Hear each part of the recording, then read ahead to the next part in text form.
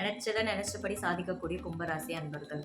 So இந்த கும்பத்தை சொல்லவே வேண்டாங்க. ஏகப்பட்ட பிரச்சனை தான் வாழ்க்கையில் அதிகமாக சந்திச்சது யாருன்னா கும்பராசிக்காரங்க தான். ஸோ அப்படிப்பட்ட இந்த கும்பராசிக்கு வந்து என்னடா குரு 6ல் இருக்கே அப்படின்னு எல்லாம் கலங்காதீங்க. குருவின் பார்வைக்குத்தான் பலன் அதிகம்.